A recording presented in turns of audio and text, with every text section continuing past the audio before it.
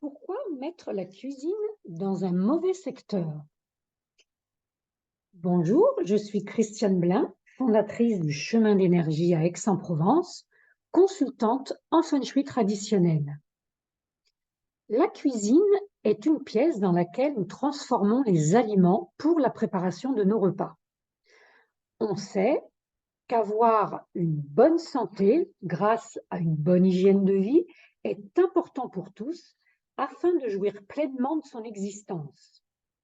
Utiliser les principes du feng shui traditionnel pour augmenter ses chances d'avoir une bonne santé ou de la conserver est possible. Pour ma part, c'est ce que je mets en place depuis plusieurs années et ça me réussit plutôt pas mal. Comment y arriver? En feng shui traditionnel et selon une étude appelée Bazai, la cuisine doit être installée dans un mauvais secteur. Alors c'est sûr que quand on fait construire, il est plus facile de le prévoir que quand on achète une maison ou un appartement déjà construit. Et donc, pourquoi la cuisine doit être installée dans un mauvais secteur? Eh bien, c'est au moment où nous cuisinons, c'est-à-dire quand nous utilisons le four, les plaques de cuisson ou la gazinière, ou encore l'évier, que nous allons supprimer l'énergie de la cuisine.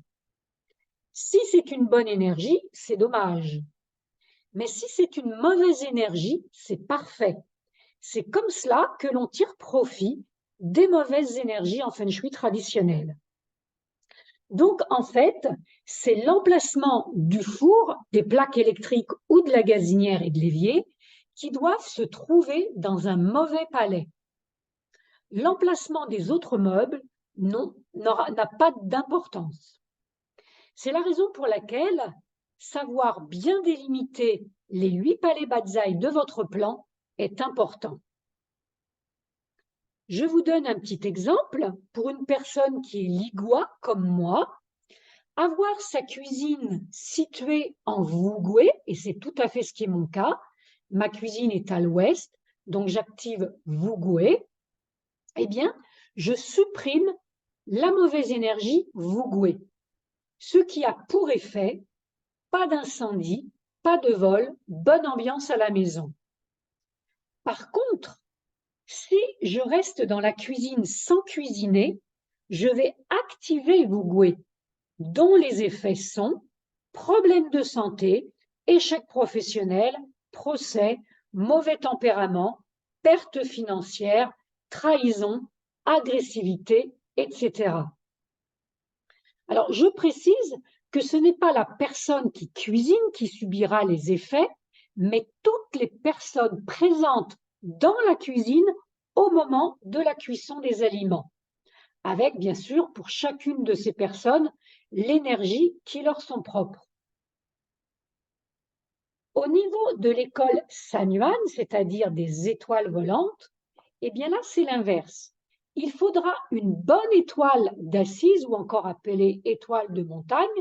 Et je rappelle que les bonnes étoiles actuellement sont la 8, la 9 et la 1 et qu'à partir du 4 février 2024, les bonnes étoiles seront la 9, la 1 et la 2. Et la direction des boutons du four et des plaques de cuisson devra être, elle aussi, dirigée vers une énergie favorable. Alors, bien sûr, il ne sera pas toujours simple de conjuguer mauvais palais et bonne étoile, surtout si la cuisine est ouverte. Et là, je vais vous faire un petit aparté sur les cuisines modernes qui sont ouvertes sur le séjour. Alors, comment déterminer si elles sont ouvertes ou fermées? Il y a 3 cas possibles. Le premier cas, votre cuisine est installée le long d'un seul mur et vous n'avez pas de bar. Votre cuisine sera considérée comme ouverte et donc prendra les mêmes énergies que la pièce attenante, en général votre séjour. Dans le deuxième cas, votre cuisine est installée dans un angle, donc contre 2 murs, et vous n'avez toujours pas de bar. Là aussi, ce sera une cuisine ouverte. Et dans le troisième cas, votre cuisine est installée en forme de U, donc sur 3 côtés. Ici, elle sera considérée comme fermée. Cependant, seul l'œil d'un expert pourra déterminer le type de cuisine que vous avez, car rentrent aussi en considération les ouvertures, c'est-à-dire les portes et les porte-fenêtres.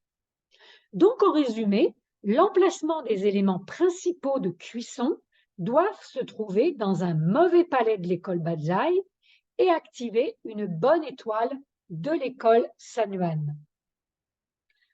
Je rappelle que pour soutenir une bonne étoile ou affaiblir une mauvaise étoile, on le fait d'abord par la matière, puis la forme et en dernier la couleur avec des objets que l'on possède déjà chez soi.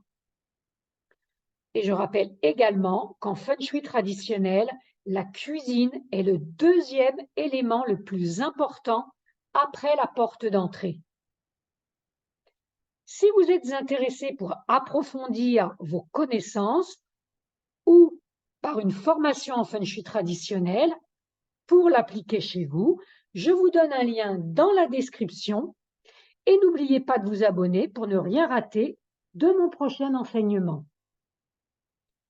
À bientôt pour une nouvelle vidéo.